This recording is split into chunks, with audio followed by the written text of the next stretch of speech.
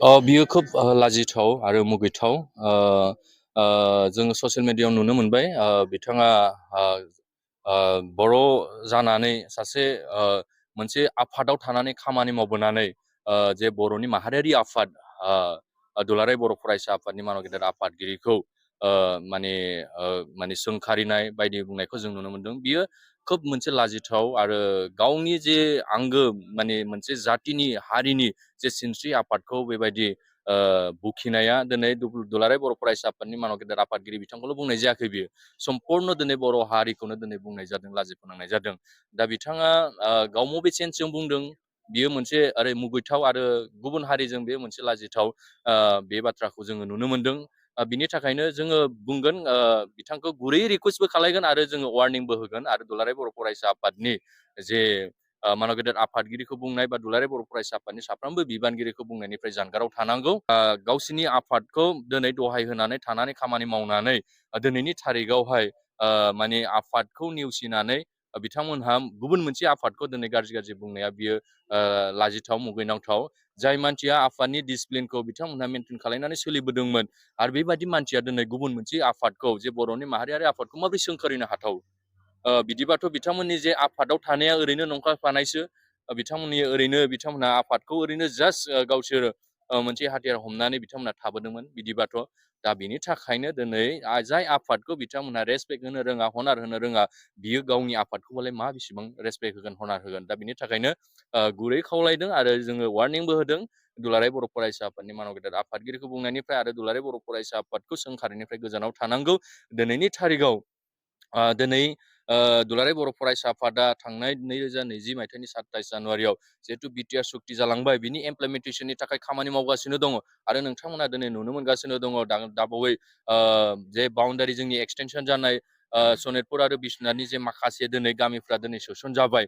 दा बेनि थाखायनो जोङो आसाम सरकार आरो भारत सरकार दिनै प्रेसार होबाय थादों, रायलायबाय थादों जे जोंनि जे एकर्ड इमप्लिमेन्टेसन बियो गोख्रैनो जानांगौ।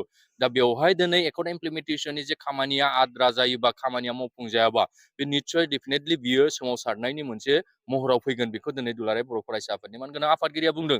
दा दिनैनि थारिखआवहाय दिनै बिटिआर सरकारखौ दिनै बा बिटिआरखौ दिनै दिपेन बर' आरो प्रमद बर' मानगोनां बिथांमोना दिनै सालायदों होननाया बे माने जुक्तियानो नंथावा। मानो होनबा दिनैनि थारिखआवहाय जोंहा एकर्ड इमप्लिमेन्टेसननि थाखाय बेवहाय दिनै नांगासिनो दं आरो दिनै एकर्ड इमप्लिमेन्टेसना बहा जायो? सोमावसारनायनि गेजेरजों मोनसे दिनै सुक्ति जाखांनायनि उनाव बियो टेबोलाव जायो। दा टेबोलाव नांगौबा दिनै पलिटिसियानफोरखौ जोङो प्रेसार होनांगोन, माखासे लबिबो देखायनांगोन। दा बे बाथ्राफोरखौ दिनैनि थारिखआव जोंनि साधारन रायजो राजा मानगोनां बिथांमोना बुजिखायो। दा बेवहाय दिनै सोरबा सासेया दिनै मुं सुनानै गाज्रि होनानै दिनै दुलाराय बर' फरायसा आफादखौ दिनै गाज्रि मोनहोनाय बियो माब्लाबाबो जानो हाया। बिथांमोनहा दिनैनि थारिखआवहाय बिनिफ्राय गोजानाव थानांगोन आरो दिनै बिथांमोनहा दिनै रायजो राजाखौ थगायनो सानदोंबा बियो गावनिसो मोनसे बियो खहा जागोन। दा बेनि थाखायनो जों खावलायदों गुरै आरो वार्निंबो होदों बिथांमोनहा दुलाराय बर' फरायसा आफादखौ बुंनायनिफ्राय बा दुलाराय बर' फरायसा आफादनि मानगोनां आफादगिरिखौ बुंनायनिफ्राय गोजानाव थानांगौ आरो जानगाराव थानांगौ। इयुनावहाय बिथांमोननिफ्राय आरो जों बेबायदि मोनसे कमेन्टखौ बा बेबायदि ससियेल मिडियायाव जोङो नुनायखौ जोङो लुगैयाखै। मानो होनबा दिनै दुलाराय बर' फरायसा आफादा जोनोम जानायनिफ्राय दिनै हारिनि थाखाय, जाथिनि थाखाय खामानि मावबोदों। गोबां समाव दिनै दाङाबाजि जालांबाय। दुलाराय बर' फरायसा आफादा सिगां फारसे गसंथेनानै दिनै खामानि मावदों। दिनैहाय सोलोंथाइनि फारसे दिनै जावरिखांनाय दिनै लाबोदों। दिनै गामि गामि एवारनेस होदों रायजो राजाफोरखौ मोनसे कुवालिटि गोनां इडुकेसन लाबोनो थाखाय, आबादारिफोरखौ खामानि मावहोनो थाखाय, दिनै हारिमु बिथिङाव जौगाहोनो थाखाय दिनै खामानि मावदों। दिनै बहाबा नायसं आफाद दानाया बे गामिनिनो मोनसे बिबान।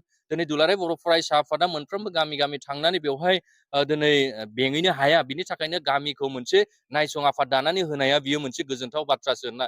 रायजो राजाया दिनै बेवहाय मा जादों मा जायाखै बेखौ गामियानो बिजिरनो हानाय मोनसे राइट्स दङ। बे हिसाबै जोङो दिनैनि थारिखआव गामिखौ मोनसे रेसपन्सिबिलिटि दायथ' होबोदों। नों आं बयबो जुदि जाथिखौ दानायनि थाखाय, हारिखौ दानायनि थाखाय बयबो रेसपन्सिबिलिटि लायाबा, जों दिनै दुलाराय बर' फरायसा आफादा दिनै बिबानगिरिफ्रा जुदि लानानै बा बबेबा मोनसे माहारियारि संगठननि आफादाल' जुदि जाथि दानायनि बिबानखौ लायोबा दिनैनि थारिखआवहाय बियो फेइलार जागोन। दा बेनि थाखायनो हकल जोंनि रायजो राजाफ्रा बयबो दिनै जायफोर गोथाङै दङ, जायफोर दिनै ससाइटिखौ दैदेनदों, समाजखौ दैदेनदों, गामिखौ दैदेनदों बा न'खरखौ दैदेनदों, बे बिथांमोनहा बयबो फरायसायानो जा दिनै बयबोहाबो मोनसे बिबान दङ जाथि दानायनि, हारि दानायनि। दा बेनि थाखायनो बयबो जों दायथ' लानांगोन, रेसपन्सिबिलिटि लानांगोन।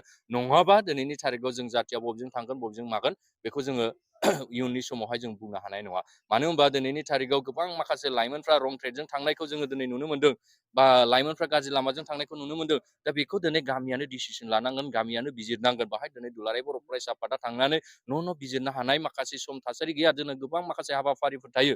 दा बेखौ लानानै दिनै ससियेल मिडियाआव माने गाज्रि बुंनाय मानाय बेबादिखौ जोङो दिनै बेनिफ्राय जोङो गोजानाव थानांगौ होननानै बिथांखौ बुंदों आरो इयुनावहाय जोङो आरो बिथांनिफ्राय जोङो बेबायदि माखासे गाज्रि बा मुगैथाव बा जोंनि बर'नि गेजेरावहाय गुलाय-गुजाय मोनसे थासारि सोमजिहोनाय बेबायदि कमेन्टखौ जोङो लुबैयाखै।